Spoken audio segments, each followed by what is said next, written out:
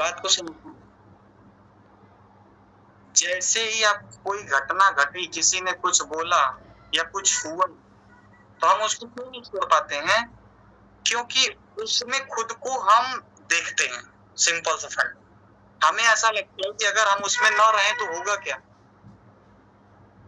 जैसे घर में पार्टी चल रही है, ठीक है?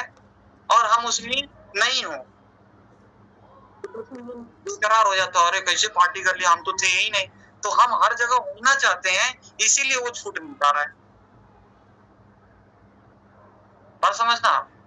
जैसे मैं टीम लीडर, मैं सोचूं कि मैं तो टीम लीडर हूँ, बिना मेरे मीटिंग कैसे हो गई? अरे भाई क्यों नहीं हो सकती है? तो क्या होगा?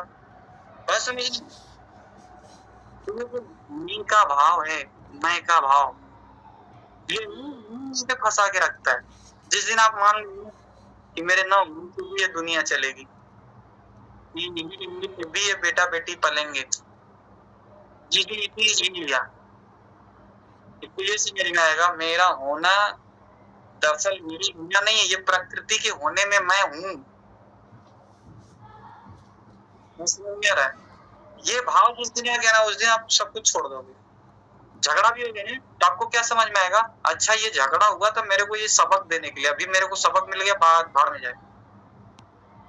तो सुनने वाले को भी सबक देने के लिए। और जैसे जैसे होश आपका जगेगा, होश खुद के साथ आंख मूंद के बैठ जाओ, ना कोई माला, ना कोई ध्यान, कुछ नहीं, बस देखना है क्या चल रहा है। जैसे जैसे बढ़ेगा, ये सारी चीजों से आप मुक्त होते चले जाओ।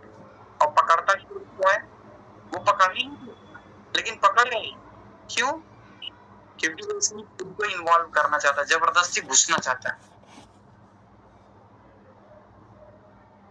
वो कुछ हेलो मान उठा है।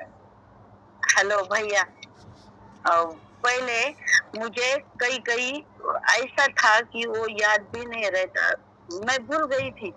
अभी वो जो पिछला जो मैं भूल गई थी का, वो भी सब कुछ मुझे अब याद आ रहा है, मेरा ब्रेन ठिकाने आ रहा है अब। वो उस पे थर आ गया था वो घर पे रहते रहते। जैसे ही आप नहीं करो, जैसे ही रस को उबालते हैं, रस को उबालते हैं, गंदगी ऊपर आती है।